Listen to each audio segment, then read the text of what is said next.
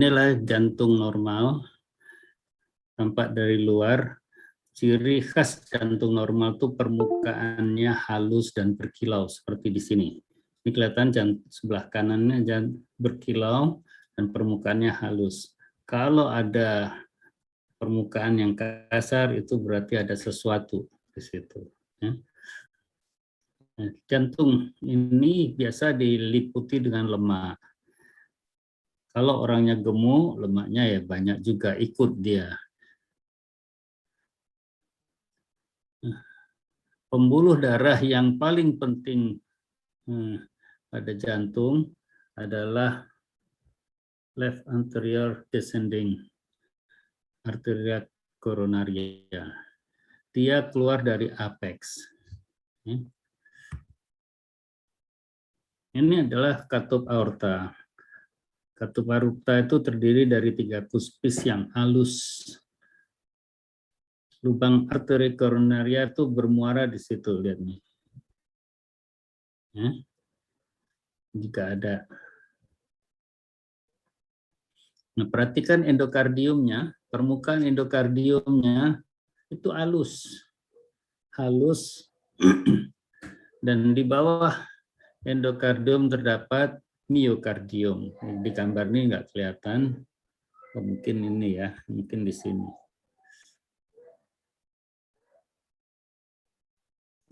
Aorta dinding aorta ini di atas katup itu dilapisi oleh intima.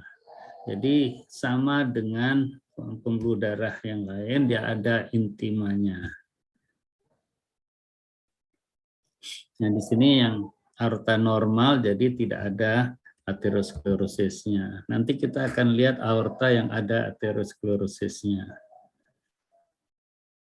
Nah, yang ini adalah valvula tricuspidalis. Ya, kita lihat yang normal dulu ini. Lembaran katup ini tipis dan halus, tapi dia sangat efektif untuk mencegah aliran darah itu naik kembali ke atrium kiri.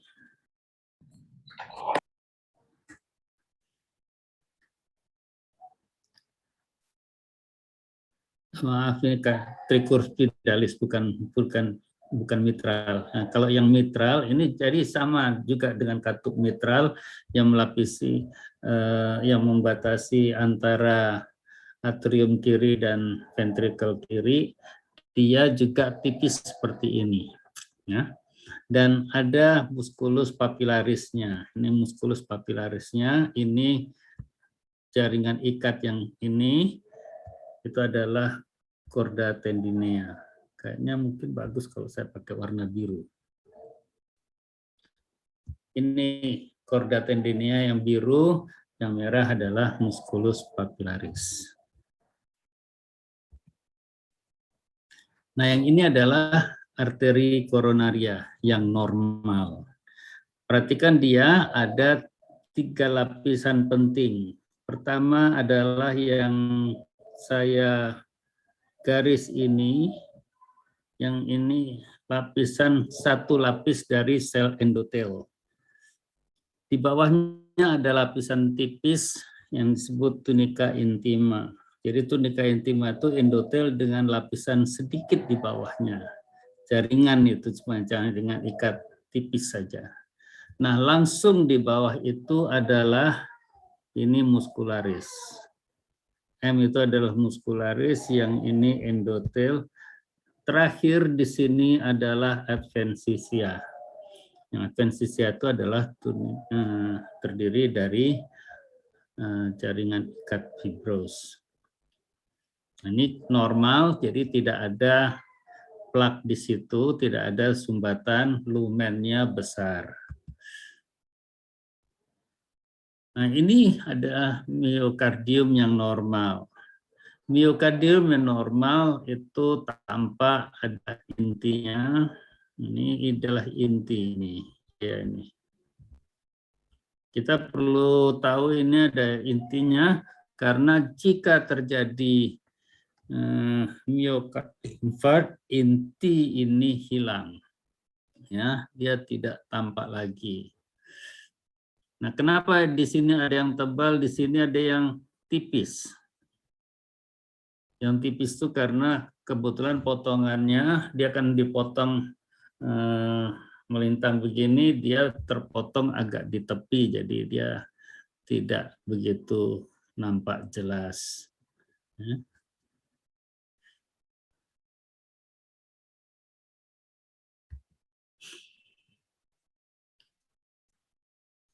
Nah, ini contoh arteria koronaria. Bandingkan yang ini,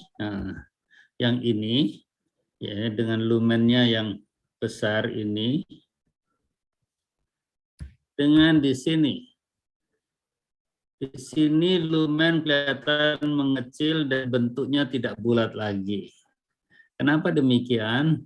Karena di bawahnya ada yang disebut ateroma. Ini adalah ateroma. Sebetulnya ini juga. Ya. Ateroma ini mendesak lumen sehingga menjadi sempit.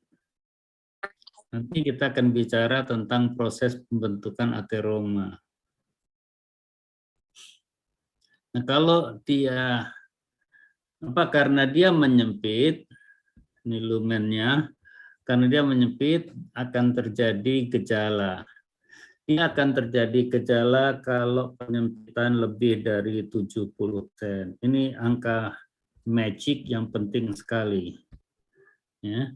Jadi kalau ada penyempitan lebih dari 70%, itu akan terjadi gejala. Dengan kata lain, kalau di bawah 70% tidak akan terjadi gejala. Tapi ingat, ada kalanya lumennya besar, ada penyempitan sedikit begini, misalnya ini ada begini, hanya sedikit saja, ini kan tidak sampai 70%. Walaupun demikian, kalau pembuluh darah ini kontraksi, dia menjadi menyempit segini, kemudian semakin kontraksi menyempit segini lagi, bisa terjadi gejala. Maaf, ini gambarnya ya kurang besar terlalu. Kalau sampai seperti ini misalnya, ya, coba saya.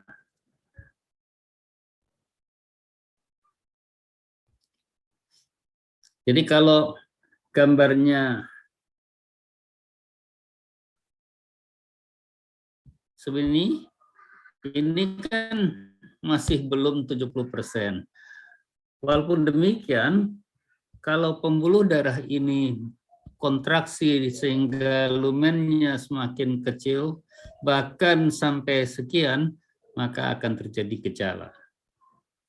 Ya, so, dalam keadaan misalnya orangnya takut atau stres, adrenalinnya meningkat, dia akan menyempit. Itu akan terjadi gejala. Di jantung itu ada dua angka penting. Pertama, angka ini, 70%.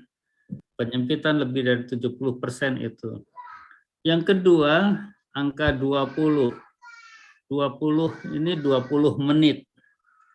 Sebab iskemi lebih dari 20 menit, iskemi yang menyumbat itu kalau lebih dari 20 menit, sel miokardnya akan mati. Ya. Jadi dia harus diperhatikan betul itu, jangan sampai terlalu lama.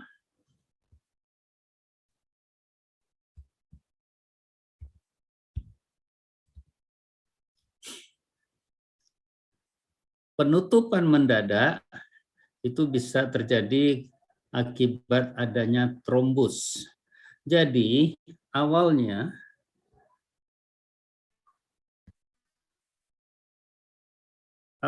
pembuluh darah itu hanya begini saja, ya. Terbentuk plak begini. Nah, kalau mendadak terjadi trombus, Biasanya itu kalau plaknya ruptur, lalu terjadi trombus. Nah, trombus ini mungkin menutup sebagian, mungkin menutup total. Nah, ini adalah contoh trombus yang menutup total.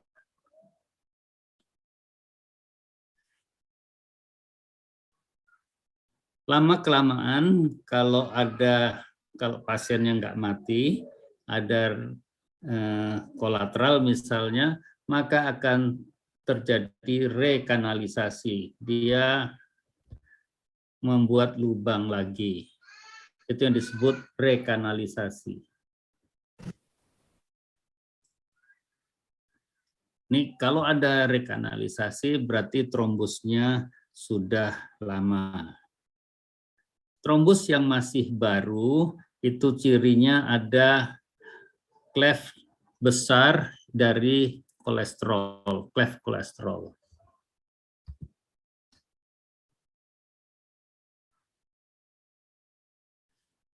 Ini arteria koronaria yang hampir tersumbat total nih, lihat nih. Ini sampai menjadi kecil sekali lumennya.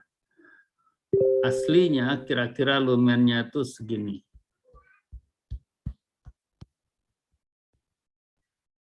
Ya. Jadi bisa diapresiasi bahwa ini lumennya sudah sangat menyempit. Kemudian perhatikan yang biru ini. Saya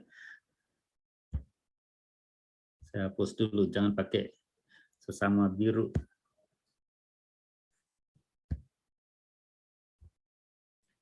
Yang biru ini adalah kalsifikasi.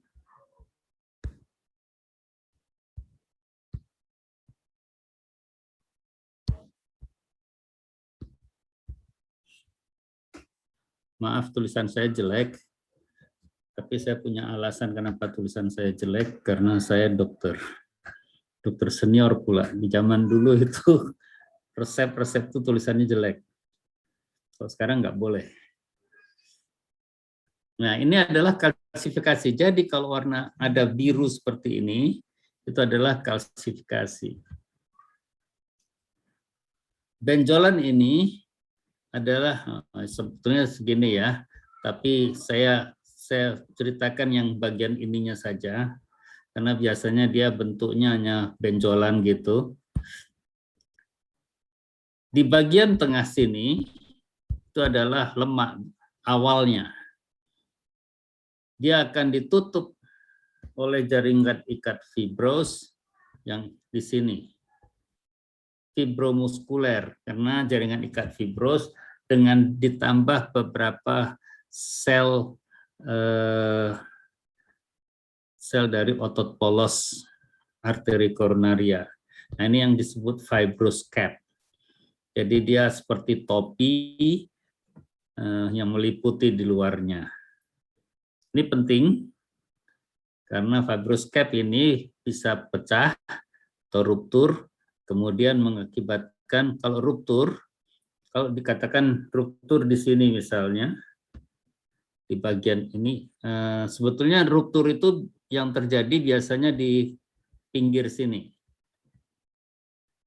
Ya, ruptur itu kalau terjadi biasanya di pinggir, tapi oke lah, saya gambarkan seolah-olah di tengah sini untuk memudahkan menjelaskan.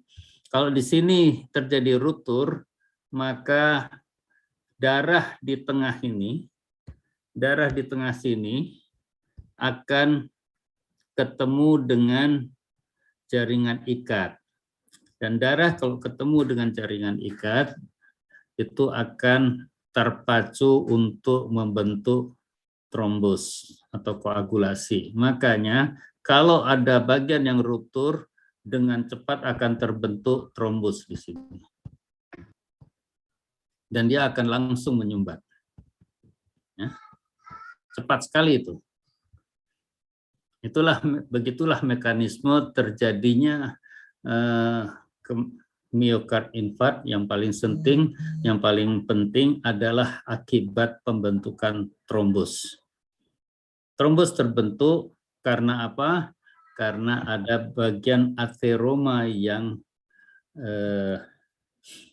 ruptur. Kenapa ateroma mudah ruptur?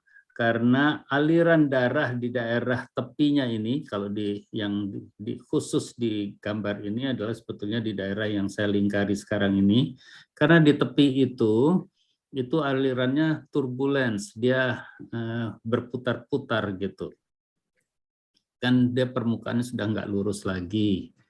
Nah, di tempat yang seperti itu biasanya mudah ruptur.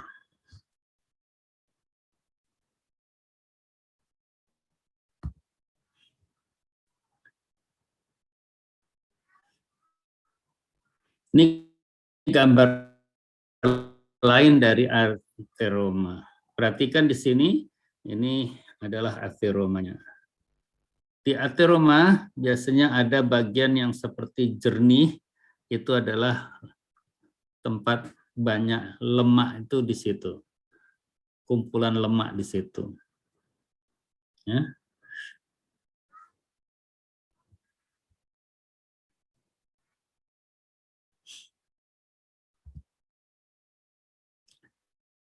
Nah, tadi sudah saya sampaikan bahwa sering terbentuk trombus yang baru.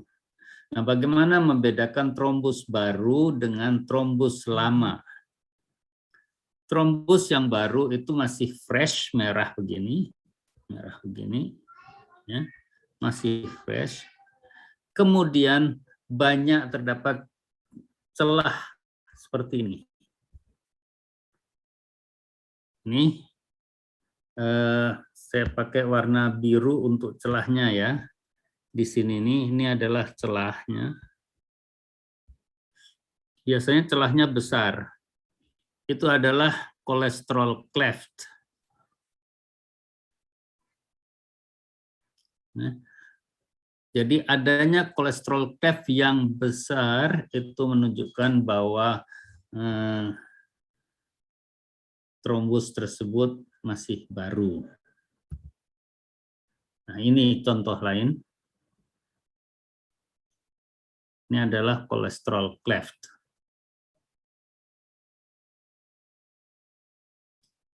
Dia celahnya seperti ini bentuknya. Nih. Nah, di sekitar, kalau ini adalah plak, sebetulnya daerah ini adalah plak. Di mana pada plak tersebut tampak banyak sekali sel-sel foam cells. Bagaimana terbentuk plak? Saya akan sharekan. Ini saya stop dulu ya.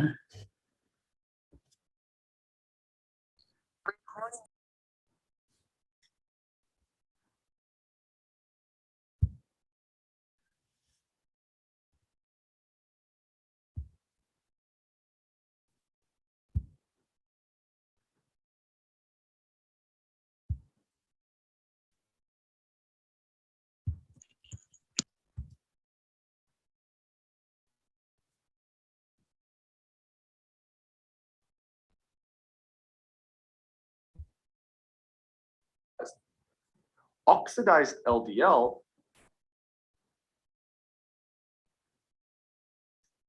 Armando Hasudungan, Biology and Medicine videos, please.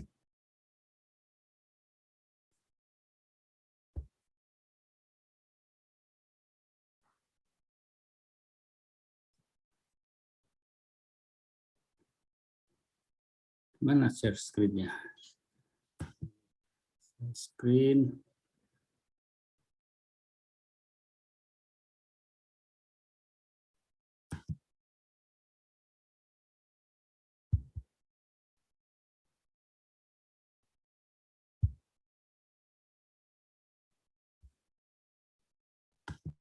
Make sure to subscribe, join the Foreman group for the latest videos. Please visit a substance made of predominantly lipids.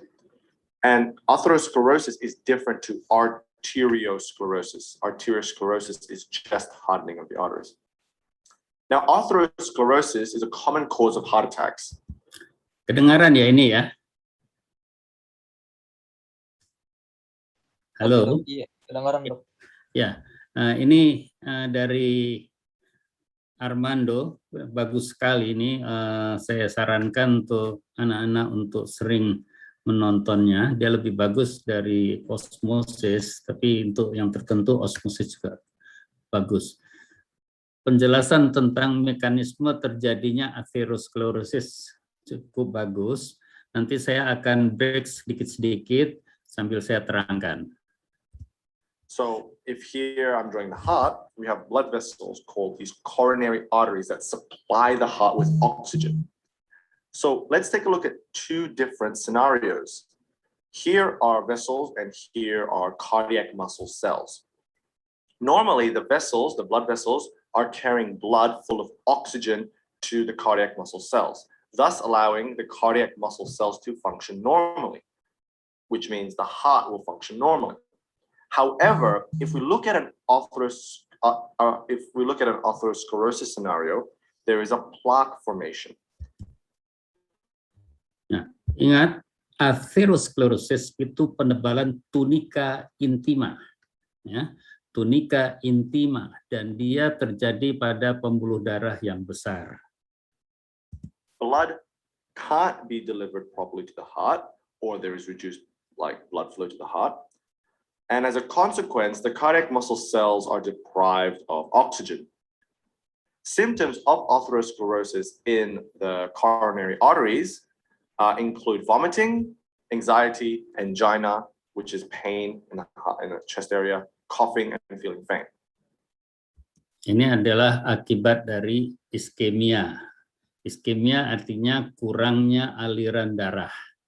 So again, if the atherosclerosis in the coronary artery here is so severe, it can actually block everything. It can block the blood supply altogether, and we get ischemia of the cardiac muscle cells. And so as a consequence, these cells will die and you get a heart attack or heart failure. Jadi karena iskemia bisa terjadi kematian dari miokardium, sel-sel miokard. So atherosclerosis formation of the coronary arteries can lead to myocardial ischemia, but there can also be atherosclerosis formation in the carotid arteries. This can cause symptoms such as weakness, dyspnea, headache, facial numbness, and paralysis. Sklerosis tadi bisa juga mengenai arteri karotis, itu yang mengakibatkan dia stroke. Jadi pasien biasanya kalau dia memiliki plak di satu tempat, dia cenderung memiliki plak di tempat lain. Oleh karena itu hati-hati merawat pasien dengan koroner. Kalau dia punya sumbatan di koroner, tidak tertutup kemungkinan dia memiliki sumbatan di tempat lain. Dan hati-hati terutama di daerah karotis. Karena pasien itu akan salah satu saja nasibnya kena stroke atau kena myocardial infarct. Ya. Kadang-kadang akan kena dua-duanya. Saya pernah mendapatkan pasien pada yang saya otopsi, itu seluruh pembuluh darahnya penuh dengan kerak-kerak ateroma. And this is because the carotid artery is the blood supply to your brain. So if you don't get any blood to your brain, you get stroke as well as these symptoms. Atherosclerotic plaque can cause peripheral vascular disease. Now, peripheral vascular disease is the reduced circulation of blood to a body part other than the brain or heart. So, for example, the liver or something else like your reproductive organs. And this is bad in everywhere. In peripheral vascular disease, you can have hair loss, erectile dysfunction, and weakening of the associated area. Another important site. Nah, yang sebetulnya yang ini nggak bisa pakai anotasi ya.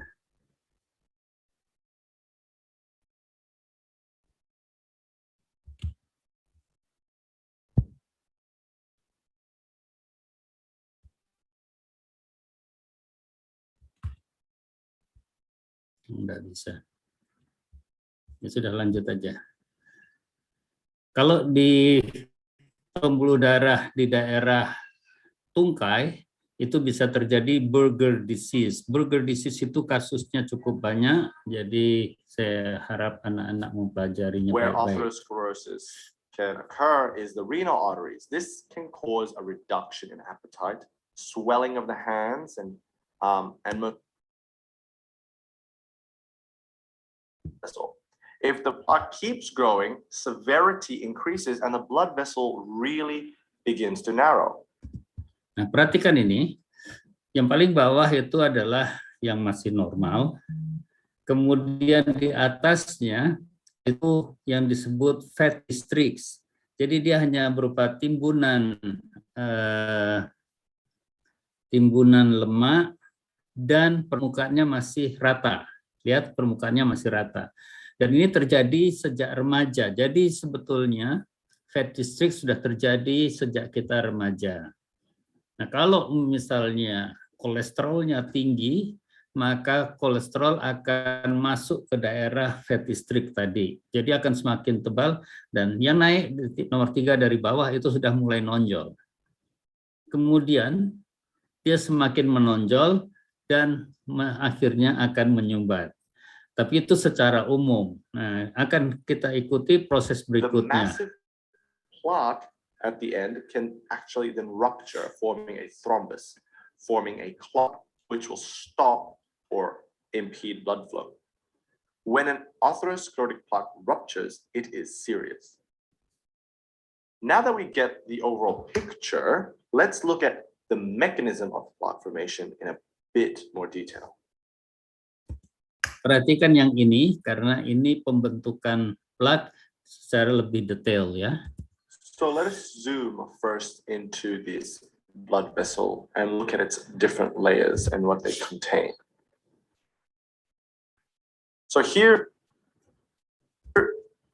is our endothelial cells, and here is the lumen where we have red blood cells, and also lipoproteins such as LDLs, which are low density lipoproteins. Surrounding the endothelium, we have the tunica intima, and then the tunica media. In the tunica media, we have smooth muscle cells that are important in contraction of vessels. Surrounding the media, we have the adventitia, which is essentially connective tissue. There are a few theories of how atherosclerosis begins. One theory suggests that there is endothelial dysfunction, and when high amounts of circulating LDLs. Because there are high concentrations or high circulating low density lipoproteins, low LDLs, these LDLs can deposit in the tunica intima and then become oxidized. Nah, perhatikan, LDL masuk, tapi LDL itu bisa masuk jika endotelnya mengalami disfungsi. Fungsi dari endotel salah satunya adalah melapisi supaya tidak ada yang bisa masuk. Nah, pada keadaan tertentu, jika LDL-nya terlalu banyak, endotelnya tidak mampu menjaga, LDL masuk. LDL yang masuk itu akan mengalami oksidasi. Nah, LDL yang sudah mengalami oksidasi ini akan kemudian ditangkap atau difagositosis oleh makrofag. Dengarkan untuk berikutnya. Oxidized LDL activates endothelial cells, causing the endothelial cells to express receptors for white blood cells on their surface. So to summarize here, I wrote, increase in LDLs deposits in tunica intima and becomes oxidized, which will activate endothelial cells.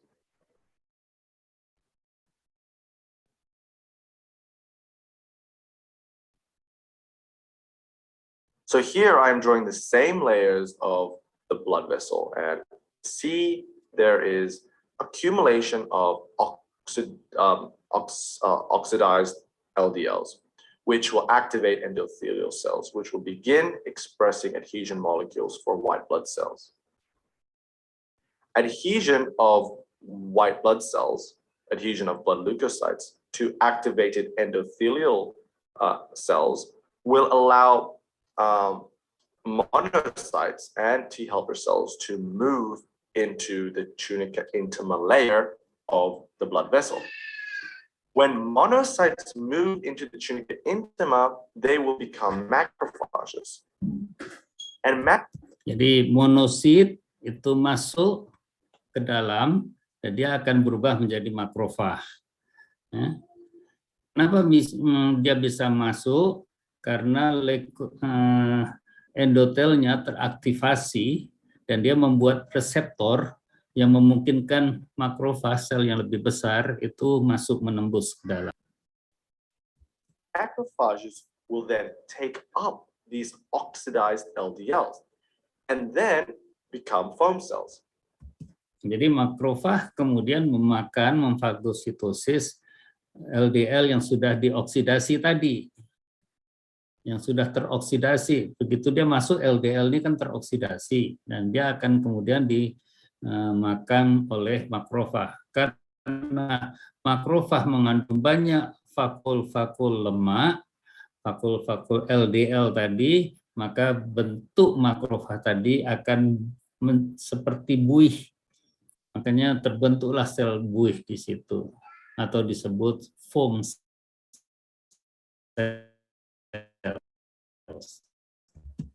The foam cells are key in atherosclerosis. Dia merupakan kunci pada atherosclerosis. Karena dia kalau penuh, dia akan pecah, kemudian keluarlah itu komponen lemak tadi. Many things. One of which is it promotes migration of smooth muscle cells, SMC, from the tunica media into the tunica intima.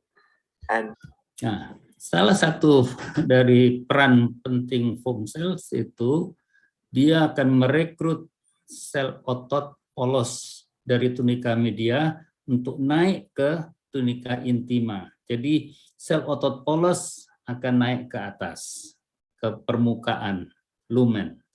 Also promotes smooth muscle cell proliferation. Sel itu dia picu untuk berproliferasi, kemudian sebagian dari sel yang proliferasi itu akan bergerak migrasi ke tunica intima. An increase in smooth muscle cell proliferation heightens or increases synthesis of collagen, which can lead to hardening of the atherosclerotic plaque. During this whole process, foam cells will also die, releasing its lipid content. This drives the growth of the plaque. As the plaque grows, it builds in pressure, which can cause rupturing of the plaque itself, which is where things can become serious. So here again, we have the tunica intima and tunica media of the blood vessel. Here are the smooth muscle cells which have accumulated in the tunica intima layer, as well as collagen.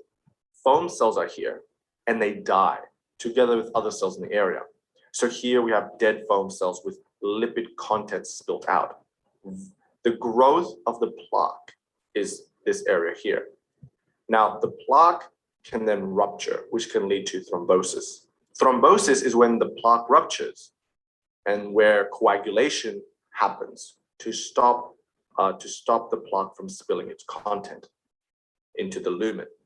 This forms a thrombus, a clot, which can impede blood flow and cause serious complications. Itulah tadi proses pembentukan trombus. Jadi mulai dari plaque itu awalnya hanya fatty streaks, kemudian bertambah tebal karena LDL-nya banyak, atau karena endotelnya semakin disfungsi, mengalami disfungsi. Kenapa dia disfungsi? Salah satu sebabnya pada orang hipertensi. Hipertensi itu mengakibatkan efek shearing namanya. Shearing itu di aorta itu kan ada lekuan. Dia seperti digesek-gesek terus, akhirnya endotel di daerah itu kan kalau tekanannya tinggi dia akan seperti digesek terus, akhirnya dia disfungsi, fungsinya terganggu. Ya, ini nanti dipelajari sendiri saja. Saya akan okay, that lanjutkan. was a bit of detail of how atherosclerotic plaque forms and how it.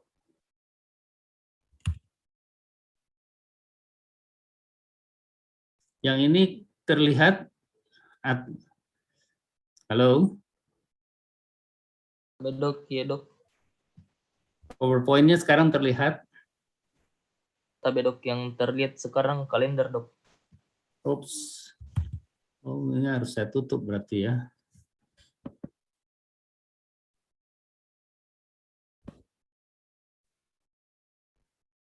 Saya harus buka lagi ini.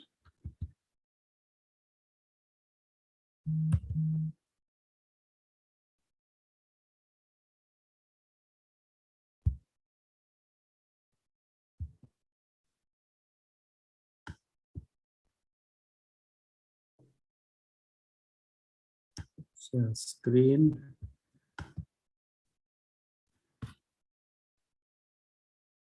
Nah, sekarang kelihatan ya?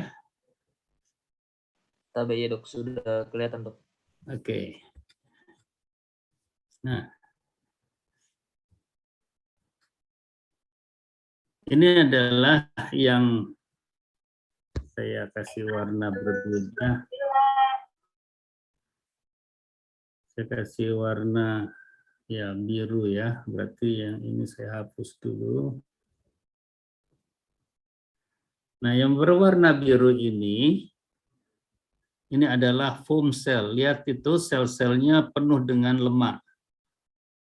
Tadi yang diceritakan itu, ya. Dan dia seperti berupa buih gitu.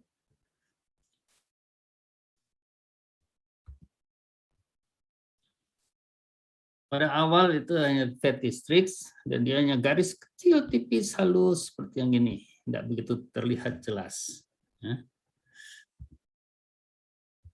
Nah, kalau sudah terjadi atherosclerosis itu seperti ini, dia jelek sekali. Ini apalagi di sini ada bagian yang sudah ruptur. Ini yang sedang, ini yang sedang, ini yang ringan. Ini yang parah. Ya.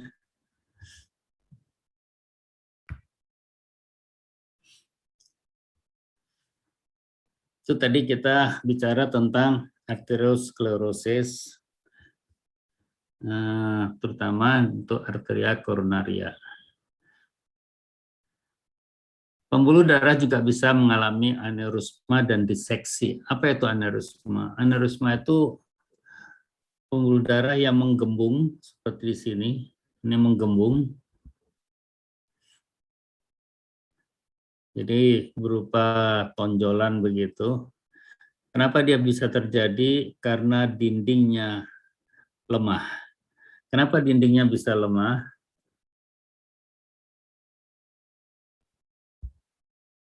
Gini ceritanya. Ini biasanya terjadi sudah ada atherosclerosis di situ. Nutrisi dari bagian yang ada atherosclerosisnya ini itu berasal dari darah yang ada di sini dan darah yang ada di sini. Darah yang dari vasa vasorum. Jadi pembuluh darah itu memiliki pembuluh darah besar memiliki pembuluh darah juga yang berfungsi untuk memberikan nutrisi buat dirinya. Nah, itu disebut vasa vasorum. Nah, kalau seandainya lapisan yang di superficial itu kan ya lapisan ini intima, ini muskularis ya. Lapisan ini mendapat nutrisi itu secara difusi. Tapi kalau di permukaannya ada ateroma, sehingga dia menjadi lebih menggembung begini, maka difusi akan terganggu. Akibatnya apa? Pembuluh darah tersebut akan menjadi tipis dindingnya. Dan dia karena tipis menjadi lemah dan bisa membengkak. Yang biasa terjadi ini adalah di daerah antara bifurkasio di bawah dan arteria renalis. Jadi kalau ini aorta abdominal, ini cabang ke ginjal, kemudian di sini ada bifurkasio, maka terjadinya aneurisma itu di daerah ini. Ya.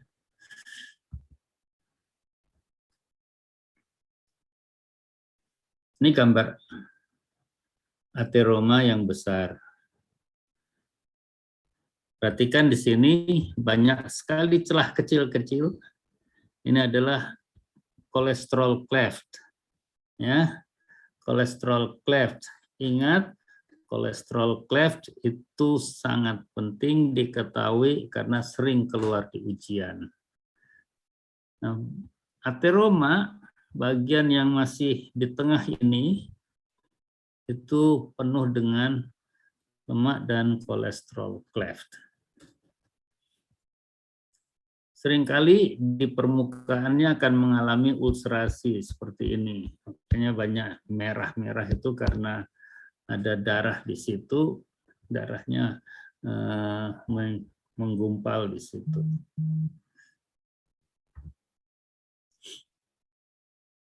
Kolesterol cleft sekali lagi ini sering keluar di ujian, nggak boleh nggak tahu. Dan di antaranya terdapat banyak ini sel buih, sel yang banyak mengandung ini seperti apa ya, buih ya, busa gitu. Itu adalah sel buih. Sel buih adalah makrofag yang sudah memfagositosis LDL atau lipid yang tadi di ini, lipid yang sudah teroksidasi. Low density lipid LDL itu mudah sekali menembus. Kenapa dia mudah menembus? Karena densitasnya rendah. Low density, makanya dia kecil, dia mudah masuk ke dalam. Gitu logikanya. Yang HDL itu enggak apa-apa. Kenapa? Karena dia high density, dia tidak mudah tembus. Ini gambar aterosklerosis aorta yang berat, yang parah, dan tanpa ada daerah ulcerasi ini sampai membentuk ulkus, mungkin malah mudah ruptur kalau ya sudah seperti itu. Nah, biasanya di daerah yang permukaannya tidak rata atau tidak bagus, itu akan terjadi trombus. Ini yang lain, aterosklerosis yang berat. Gambarnya cukup banyak ya, jadi saya tinggal milih aja untuk ujian. Nah, kalau terjadi perdarahan, maka akan terbentuk trombus nih.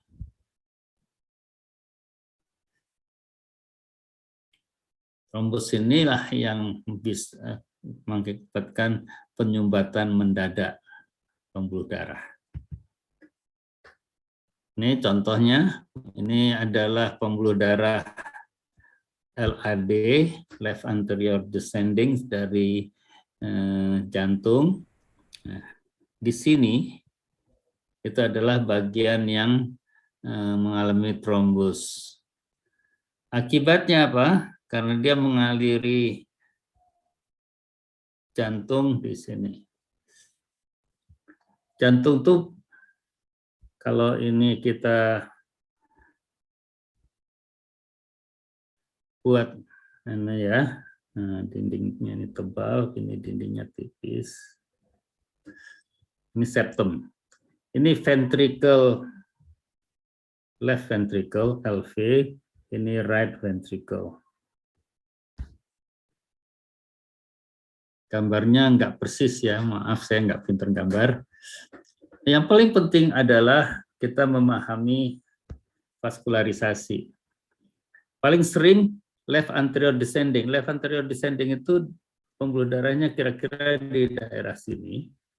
Kalau dia terkena atau tersumbat, maka bagian ini akan mati. Septum bagian anterior dan dinding bagian depan. Bagian lain yang bisa terkena adalah yang kanan. Kalau kanan, dia akan mengenai ventricle bagian posterior dan septum bagian posterior. Yang satu lagi adalah circumflex. Itu dia di sini kira-kira dia akan mengenai ventricle sebelah samping. Ini gambar skematik. Dengan gambar skematik ini kita mudah memahami dengan melihat juga pada EKG misalnya, itu kita jadi bisa tahu karena ini lead yang di depan berarti gangguannya ada tampak. Kalau yang terkena LAD berarti lead yang depan yang kelihatan gitu. Tapi kalau lead yang terkena itu lead yang di samping pada EKG itu perubahannya terutama adalah arteria circumflexa. Ini contoh lain dari trombus pada arteri koronaria. Nah, lihat ini. Nah, ini saya hapus dulu.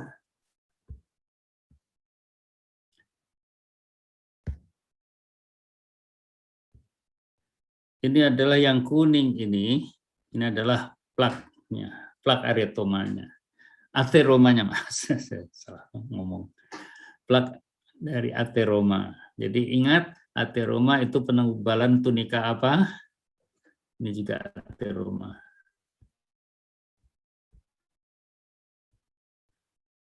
Ateroma adalah penebalan tunika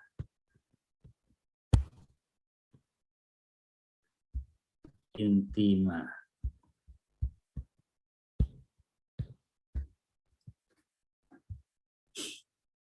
Oke. Trombusnya bisa menyumbat total, ini arteria koronaria, ini ada jantung, sudah tersumbat total. Nah, inilah yang mengakibatkan myocard infarct. Inilah gambaran myocard infarct yang masih baru. Bagian ini adalah bagian yang mati, yang kuning pucat ini. Di sekitarnya biasanya kemerahan. Sedangkan bagian yang ini saya kasih tulisan aja, bagian yang masih hidup, H. Ya. Ini H, ini bagian yang masih hidup. Ini yang sudah nekrosis.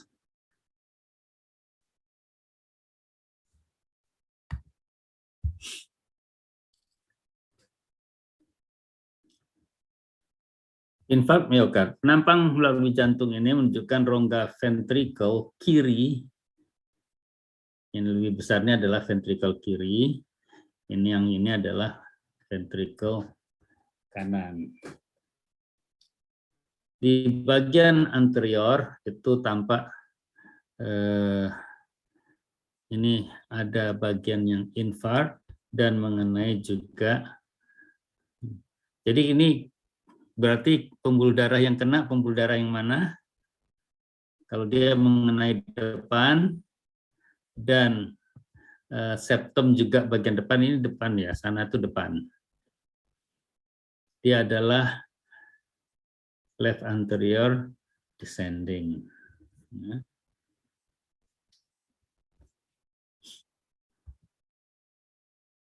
Nah, bagaimana gambaran mikroskopiknya dari hari ke hari? Ini penting karena sering keluar di ujian, terutama ujian teori yang dari patologi. Ya. Jadi ingat,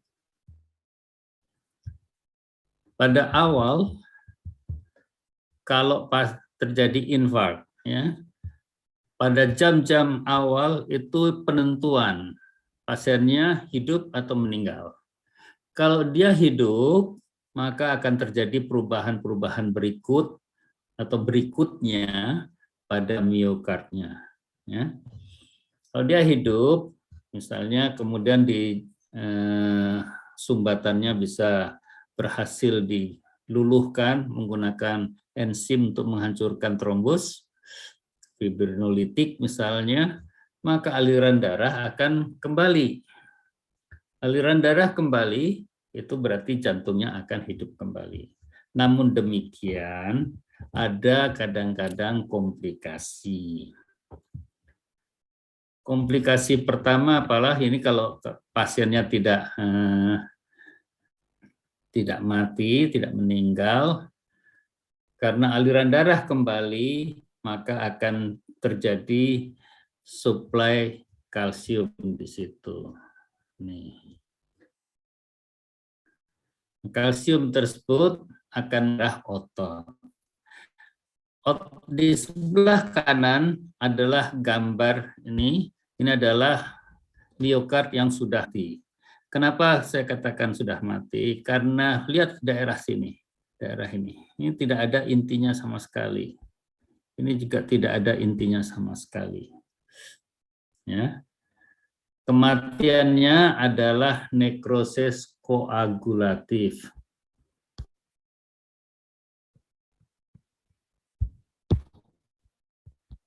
Apa itu nekrosis koagulatif? Nekrosis koagulatif adalah nekrosis yang terjadi akibat iskemi, di mana outline dari sel masih ada, tapi intinya hilang. Ya, outline positif, inti negatif. Itu nekrosis koagulatif. Nah, ini adalah nekrosis koagulatif. Nih. Kan bayang-bayang selnya masih kelihatan. Nah, hari pertama, kalau misalnya terjadi aliran, ini orangnya masih hidup ya, artinya tidak meninggal karena infark, dia tidak terus meninggal, maka bagian yang terkena tadi akan membentuk contraction band. Kalsium tadi akan memacu untuk kontraksi dari otot, yang disebut contraction band itu adalah garis-garis vertikal seperti ini, yang berwarna pink. Banyak sekali ya, saya gambar pakai merah saja. Jadi gambarnya tuh seperti ini. Dia akan menjadi garis-garis seperti ini. Ya. Jadi kalau anak-anak nanti lihat ada garis-garis seperti ini, atau di ujian ada otot jantung yang terus saya kasih batas pakai seperti yang ini, apa itu? Itu adalah contraction band. Dia terjadi karena kalsium masuk ke situ. Side effect berikutnya biasanya juga reperfusion injury. Darah kembali, dia mengangkut oksigen. Nah, oksigen ini sebagian berubah menjadi oksigen radikal bebas. Oksigen radikal bebas akan mengakibatkan injury lebih lanjut.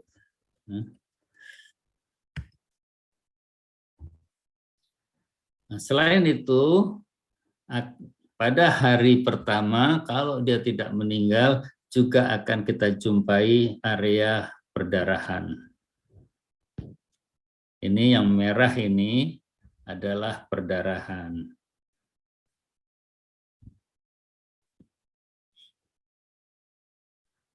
Ya, selain itu juga ada kita dapatkan contraction band. Nah, ini contraction band. Nah, ini bagus sekali nih. Daerah ini banyak sekali terdapat contraction band-nya. Lihat, inti dari sel jantung itu sudah hilang.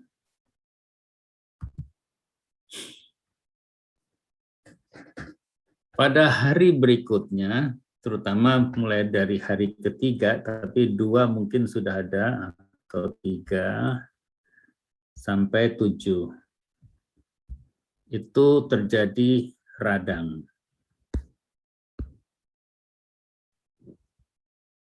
Radang ini terdiri dari 2.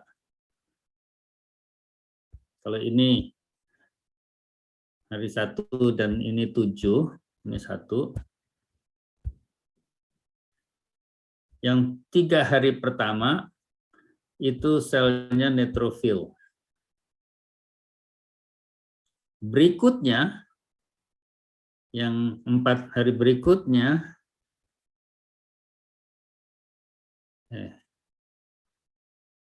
salah nulis.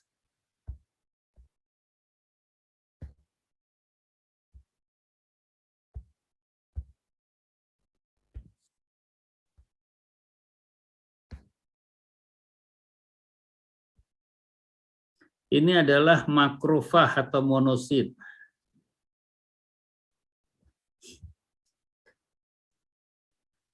Nah, ini konsekuensinya beda-beda. Ya. Konsekuensinya beda-beda. Neutrofil itu dia datang sebagai respons pertama. Setelah itu, datanglah makrofag yang kemudian membersihkan jaringan yang mati. Akibat dari pembersihan tersebut, itu terjadi otot-otot yang tadi itu menjadi lunak dan tipis. Pada hari 1, terutama pada hari keempat itu, kalau akan terjadi ruptur, disitulah terjadinya. Ya. Karena apa? Karena makrofag mulai kerja dan pada fase peradangan inilah terutama jadi lunak dan makrofag mulai bekerja, dan akibatnya karena semua yang mati tadi dia fagositosis, jadi tipis di dindingnya dan bisa akibat kematian. Sekarang saya tanya, apa ini?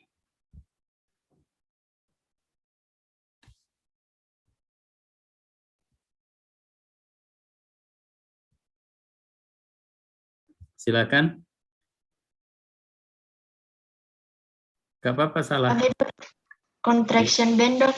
Bagus, betul sekali, itu contraction band. Sudah siap untuk ujian berarti kamu. Bagus.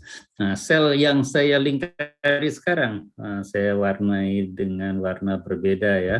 Saya warnai dengan coklat. Yang ini. Ini sel apa?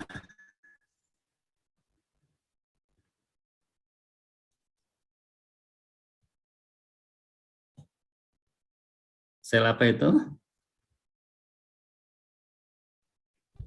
Ini sel warnai. Ya. Sel apa, Nak? Sel apa?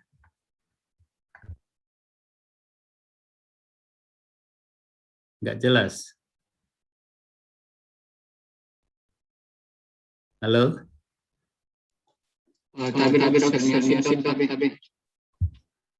Oh, kok suaranya berecho begitu? Neutrofil. Ya.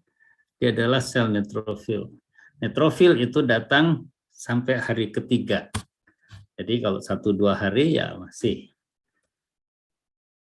Ingat ya, dating ini harus dipelajari betul baik-baik karena hampir pasti itu keluar di ujian. Saya biasanya mengajarkan, ini gimana sih? Terlihat nih tulisan saya.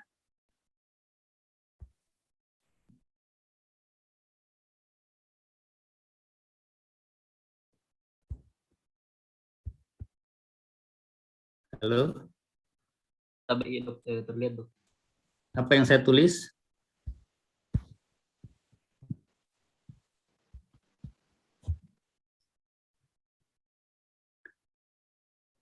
One day, 1 week, 1 month. Terlihat? Tabi dok, Nah, terlihat. ya. Jadi caranya buat catatan pribadi. Hari pertama itu apa saja yang terjadi. Ya. Hari pertama itu kan tadi ada contraction band, kemudian nekrosis koagulatif, ya. Kalau akan reperfusi juga reperfusion injury di situ. Pada 1 week itu ada 3 hari dan 4 hari berikutnya. Ini adalah neutrofil, kemudian yang datang berikutnya adalah makrofag. Sudah itu, ya seperti radang biasanya akan terjadi jaringan granulasi. Jadi setelah 1 minggu terjadilah mulai jaringan granulasi. Pembuluh darah mulai datang, di situ mulai tumbuh. Sesudah ini akan terjadi scar. Jadi 2 bulan kemudian misalnya itu sudah terbentuk scar tissue. Ini penting dan mudah di ini, ya.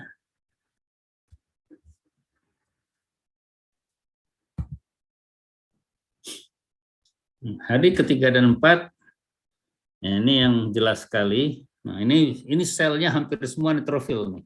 Ini yang saya lingkari, ini neutrofil semua nih, ya. Yang intinya segmented sehingga tidak kelihatan bulat. Itu adalah neutrofil. Ingat, sering keluar di ujian.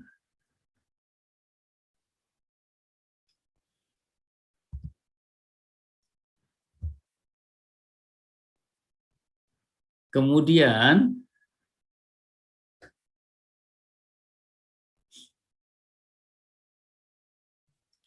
sebetulnya di sebelum ini itu makrofag datang. Nah, yang besar-besar, bulat besar, itu adalah makrofag. Ini makrofag. Ya. Sel makrofag dan limfosit datang.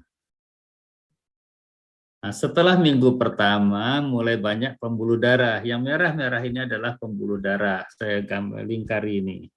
Ini pembuluh darah baru. Jadi setelah minggu pertama atau minggu pertama dan kedua itu adalah jaringan granulasi.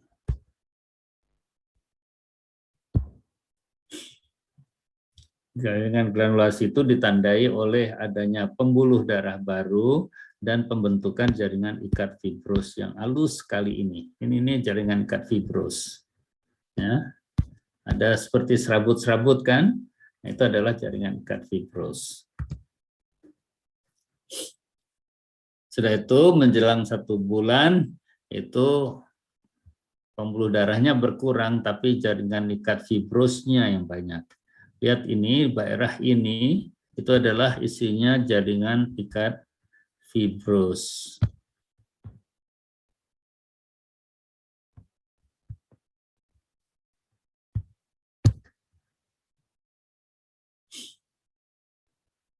Sedangkan yang ini adalah miokardium yang masih hidup. Jadi bagian miokard yang mati digantikan oleh jaringan ikat fibros itu pada minggu ketiga keempat atau setelah minggu pertama lah. Nah, bulan kedua setelah bulan itu sudah jelas sekali fibrosis dan kolagenisasi. Ini aslinya jaringan ikat fibros ya. Ini serabut-serabut kan. Nah, sebagian serabut itu menyatu membentuk kolagen. Ini bukan otot ya, dia adalah serabut kolagen. Nih.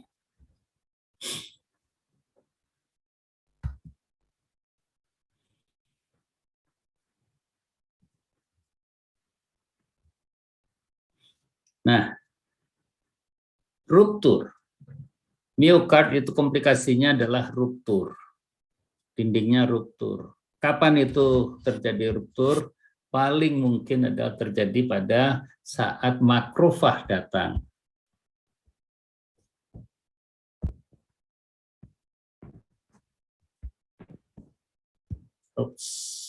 Makrofag.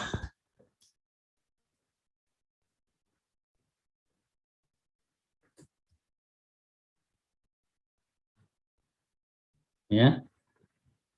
Pada saat makrofag datang. Kapan itu? Ya, minggu pertama.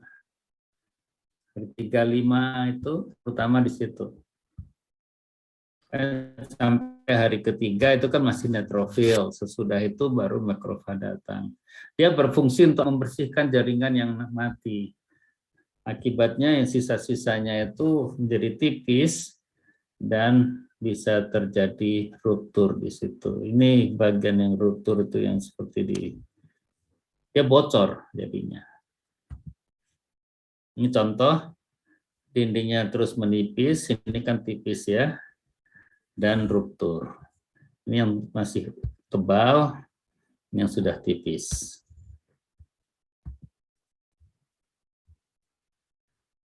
Nah, terakhir baru akan terbentuk jaringan parut.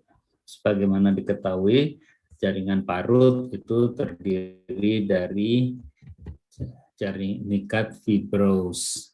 Yang putih ini itu adalah jaringan parut. Kelihatan di sini dindingnya menipis. Ini dinding yang masih tebal, ini dinding yang sudah tipis. Saya mencoret-coret ini kelihatan ya. Oke.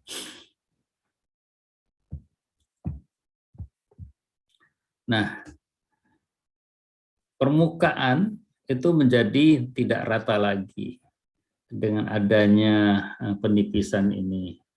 Kalau sudah tidak rata, apa bahayanya?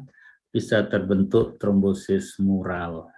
Artinya trombosis yang menempel di dinding yang tidak rata tadi, dinding ventricle. Kemudian bagian yang tipis tadi itu kan penuh dengan jaringan ikat fibros. Jaringan ikat fibros itu tidak kontraktil, tidak sama dengan otot, maka bagian tersebut akan akinetik namanya.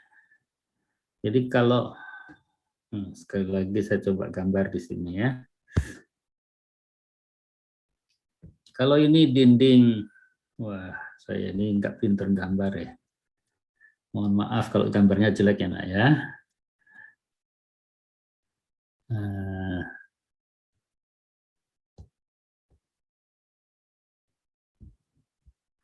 Nah, kalau di daerah ini kan aslinya tebal nih. Terus terjadi penipisan dan ini kembali tebal lagi. Anggap aja nih dindingnya begini, terus tipis di sini, terus tebal lagi di sini, ya.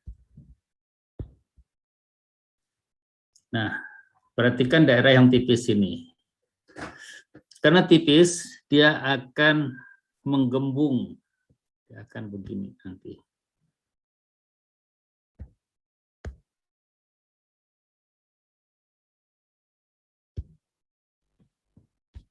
Jadi permukaannya itu akan menjadi begini, akan menjadi terjadi aneurisma.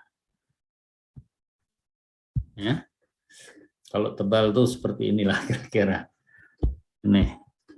Di bagian yang aneurisma inilah berisiko sekali terbentuk trombus. Itu yang disebut trombus mural.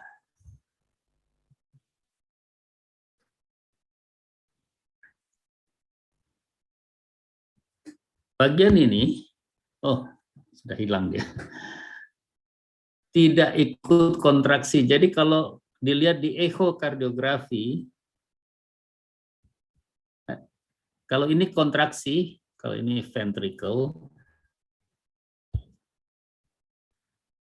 akan ada bagian yang tertinggal, yang pada saat kontraksi dia tetap tertinggal, dan darah juga tidak dia keluarkan dari situ, maka akan terjadi kumpulan sisa. Itu di situ bahayanya.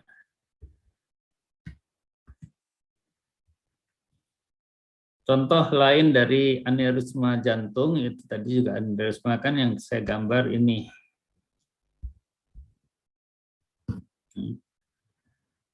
Yang menonjol keluar ini. Di tempat ini akan terjadi trombus mural.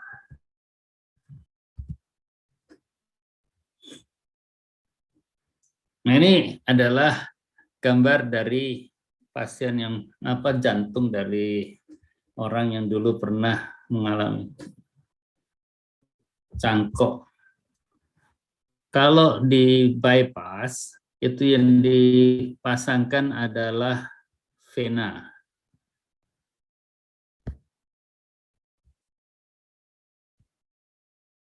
Makanya dinding pembuluh darahnya kelihatan besar dan dia tidak kontraksi, dia lebih awet. Dia dihubungkan dengan pembuluh darah LAD yang di bagian distal. Jadi di bypasskan itu namanya. Ya, sebetulnya ada bypass yang lain, yaitu yang ini, yang bentuknya seperti Y terbalik. Dan ini apa? Kasih warna lain ya.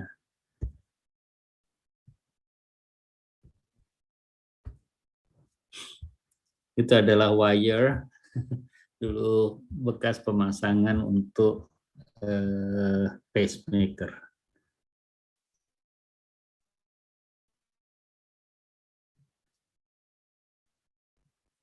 Jadi gambar ini adalah gambar dari coronary. Sekarang kita bicara tentang aneurisma, dan tadi sudah bicara aneurisma, sekarang kita bicara tentang diseksi. Aorta yang mengalami diseksi itu yang seperti apa? Kalau ini dindingnya tebal begini, ini adalah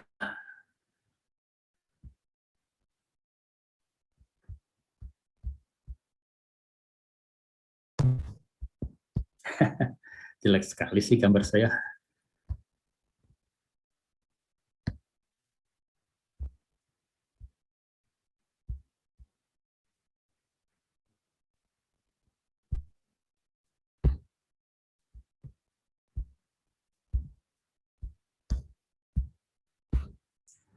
Nah, aneurisma itu maksudnya adalah ada bagian yang ruptur dari intima, kemudian darah masuk ke dalam sini, dan dia mungkin ke sana atau kemari. Waduh, gambarnya kok harusnya pakai warna berbeda ini.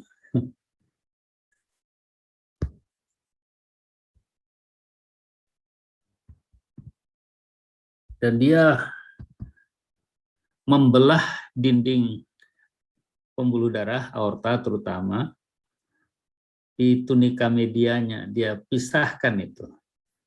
Itu yang dimaksudkan dengan diseksi. Diseksi ini bisa mengakibatkan macam-macam. Bisa darah itu hanya ngumpul di sini saja, terus akhirnya seolah-olah ada dua rongga. Satu rongga di sini, 1, 2 rongga di sini. Bisa juga yang ini kemudian bocor keluar. Itu ruptur namanya. Nah, ini adalah ruptur. Contoh ruptur dari aneurisma. Ini gambar mikroskopiknya. Ada ruptur di sini, kemudian darahnya mengalir kemari. Darah bisa mengalir ke kiri, bisa juga ke sini sebetulnya. Nah, ini yang nampak kelihatan banyak adalah yang ke kiri. Ini juga ke sini. Nah, lihat nih. Ada bintang ini, itu tempat aneurismanya.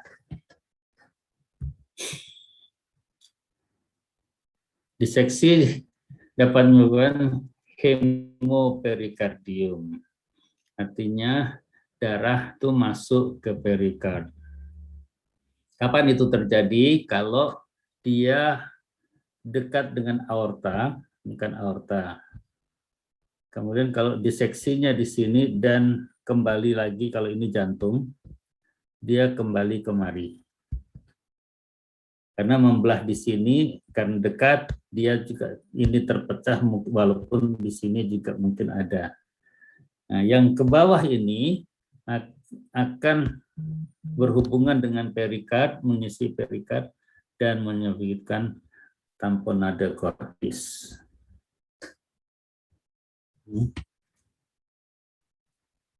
Seperti gambar ini. Ini adalah tamponade cordis.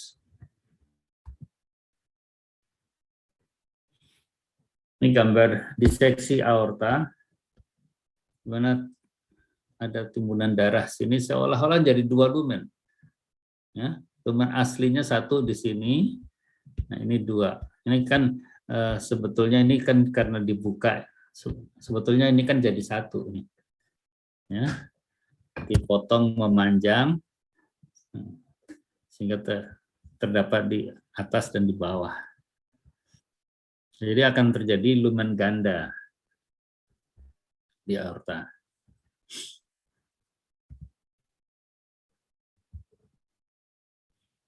Ini contoh lain dari diseksi aorta. Ya. Jadi seolah-olah lumen ganda, lumen yang aslinya di sini, kemudian ada juga di tempat di bawah. Nah, ini kelihatan kalau medianya, tunika media terbelah di sini. Ini yang lumen kedua, asli di sini, yang pertama.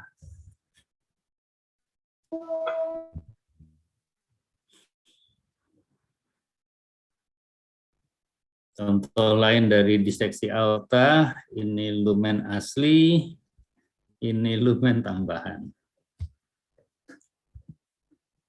Contoh lain dari diseksi aorta, tunika media terbelah, maka darah akan masuk ke sini. Nah, kelihatan ini, perhatikan di sini, lumen yang asli justru akan kejepit. Ini lumen yang asli ini.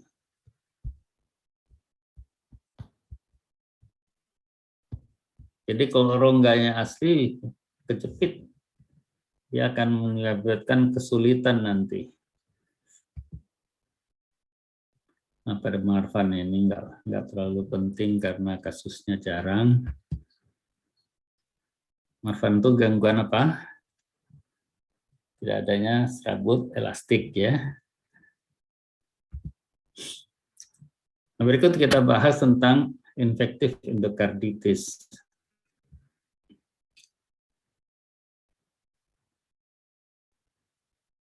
Infektif endokarditis itu bisa mulai akut, bisa subakut, atau kronis. Kalau kumannya sangat virulen, misalnya Staphylococcus aureus, dia akan mengakibatkan akut. Kalau yang Streptococcus viridans, dia kurang begitu virulen, dia akan membuat endokarditis yang subakut. Yang akut itu sangat cepat merusak. Nih, perhatikan di sini ada vegetasi. Vegetasi itu ada kuman yang tinggal di situ terus kemudian tumbuh seperti pohon. Ini vegetasi ini. Semua ini vegetasi.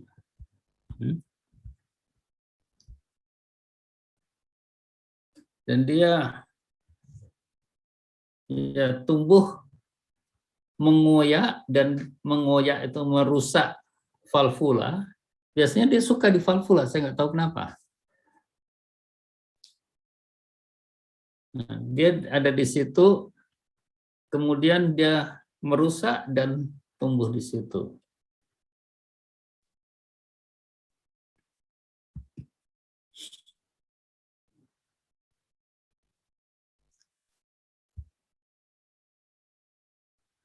Nah, di sini infeksi ini bisa menyebar dari katup ke septum dan mengakibatkan fistula sehingga nembus ke tetangga ke sana. Kalau septumnya rusak, ya infeksinya tembus ke tetangga sebelah, rongga di sebelahnya. Itu ya komplikasi yang jarang tapi bisa terjadi. Umumnya kalau akan meninggal, ya meninggal sebelum itu terjadi soalnya. Ini contoh vegetasi. Kalau secara mikroskopik. Yang biru ini adalah kumannya. Dia berada di mana? Dia menempel pada darah atau trombus. Menempel pada platelet. Akibatnya apa? Dia rapuh sekali. Vegetasi ini sangat rapuh. Dan mudah terjadi emboli. Emboli itu artinya dia lepas ikut aliran darah. Itu emboli.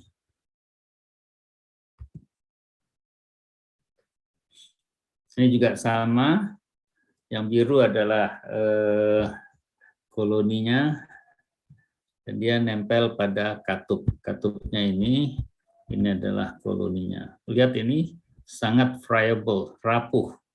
Dia sangat rapuh, makanya mudah terjadi emboli. Lepas dia menjadi emboli.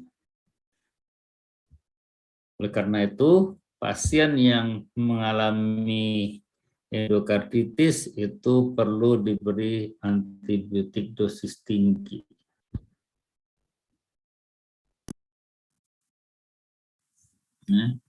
Karena sangat berbahaya. Kumannya itu akan menyebar, terjadilah bakterimia dan bisa terjadi sepsis kemudian. Kalau ada endokarditis, sering terjadi perdarahan subungual, ini yang disebut ini splinter hemorrhage. Ya. Nanti usahakan lihat gambar yang lain di Google ya, karena ini saya ngambil dari Webpath saja.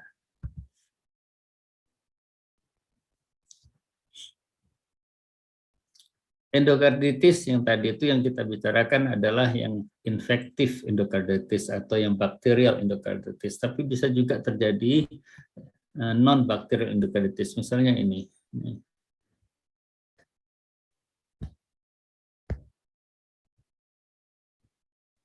Ini adalah vegetasi, tapi non-bakterial.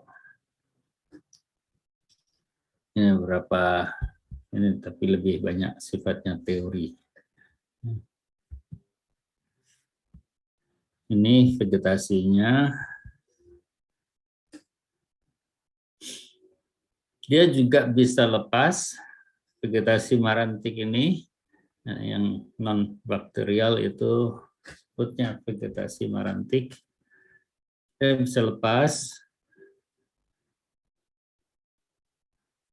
karena sangat rapuh. Jadi kalau lepas dia akan membentuk menjadi emboli. Tapi dia ukurannya nggak besar biasanya, nggak kayak yang infektif. Infektif itu besar dan rapuh. Nah, bagaimana vegetasi pada demam rematik? Jam kita sampai jam berapa ya? Halo, ketua kelas. Tapi dok, kalau di jadwal sampai 11:05 dok. Aduh, habis ya? Tapi dok, karena hari Jumat dok. Iya, oke. Pada rematik, aduh saya jadi buru-buru jadi nggak fokus lagi.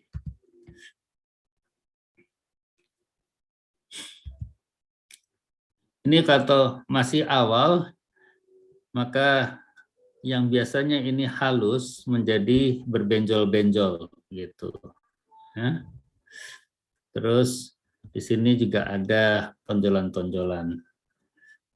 Pada awalnya, kalau masih seperti ini sih biasanya tidak masalah. Dia akan masalah kalau sudah sampai mengganggu penutupan seperti ini. Akibatnya apa? Akibatnya celahnya itu seperti ini.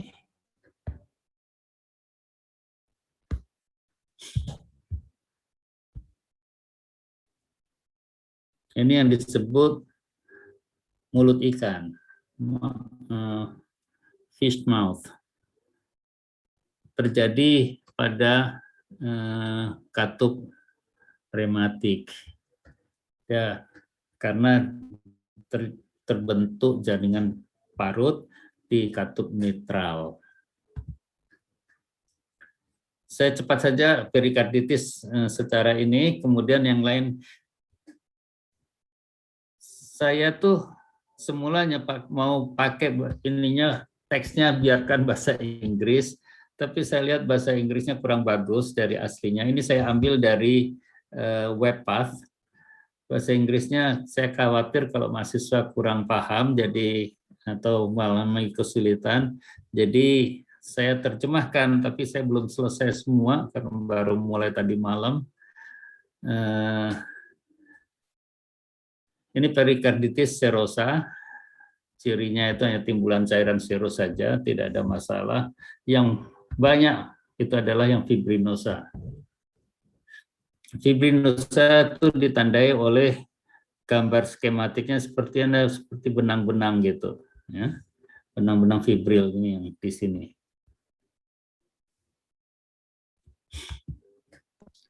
Nah, kalau dilihat secara real, fibrinosa itu seperti ini, ada benang-benang atau lembaran yang nonjol begini, yang menghubungkan antara peri dan epikardium.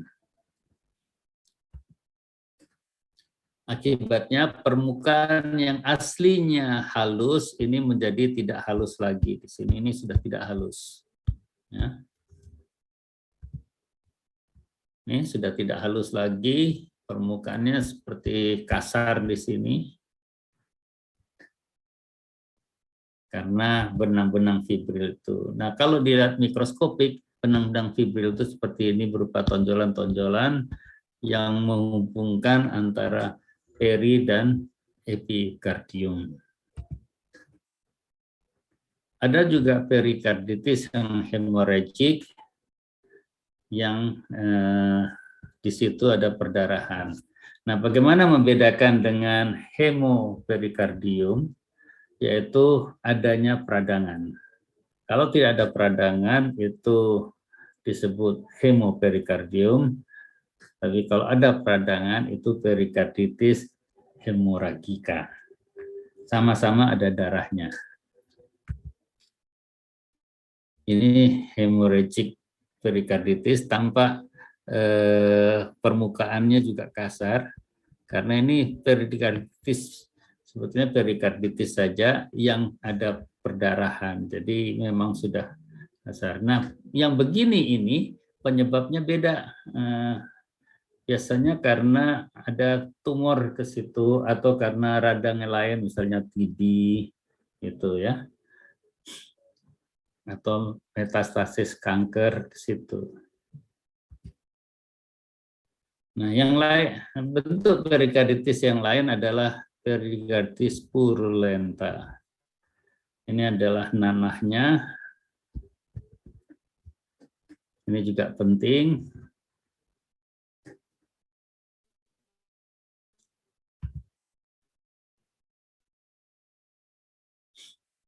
Bisa jadi ada perikarditis yang mengakibatkan bintik-bintik pada permukaan epikardiumnya. Kalau dibesarkan seperti ini gambarannya, ini adalah mikroabsesnya. Secara mikroskopik, mikroabses itu di tengah adalah kumannya, ini bakterinya, di luarnya yang ini adalah radangnya. Dia bisa mengenai daerah miokardium, ini adalah miokardium. Ini pelajari juga ini ya, soft body.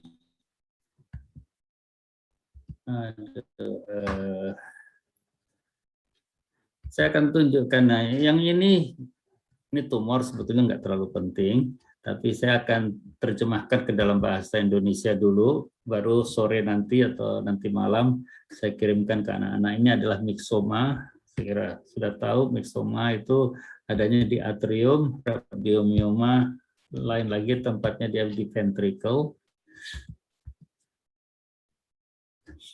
Ini mikroskopik dari myxoma. Nah, semua ini nanti masih banyak. Ini metastasis. Yang ini metastasis melanoma.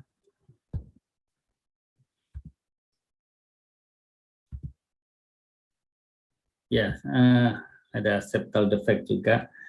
Nah, nanti saya akan terjemahkan supaya memudahkan anak-anak belajar. Dan saya akan beritahukan apa-apa saja yang penting. Ini hanya untuk membantu belajar saja. Gambarnya lumayan banyak loh, Nak. Nah, sumber yang saya pakai adalah dari sini. Ups.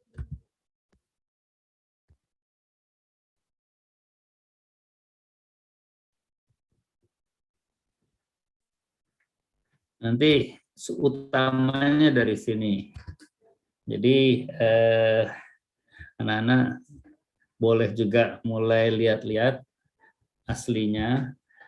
Saya akan berikan malam ini atau sore kalau saya sempat, kalau enggak ya malam lah, yang jelas itu di-upload nanti di e-learning. Saya akan kirimkan pada Dr. Ani lebih dahulu supaya dia Dr. Ani yang upload. Oke. Mohon maaf nih waktunya sudah habis. Ada pertanyaan silahkan WA ke saya ya. Boleh japri saja. Sudah tahu kan nomor telepon saya? 0812 41 425 111. Nih. Ini Dr. MG.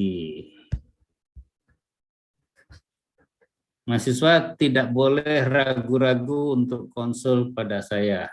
Ya, kalian tuh adalah anak bimbingan saya semua. Kalian adalah mahasiswa saya yang memang punya hak untuk bertanya pada dosen seniornya. Ya. Oke. Mohon maaf Ketua Kelas, saya mengambil waktu terlalu banyak barangkali.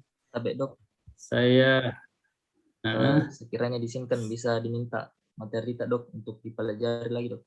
Ya, itulah yang saya bilang tadi, karena ada yang belum saya terjemahkan, akan saya terjemahkan, lanjutkan nanti siang, malam saya kirimkan, atau sore kalau saya sempat. Tapi Dok. Oke. Oke ya, terima kasih.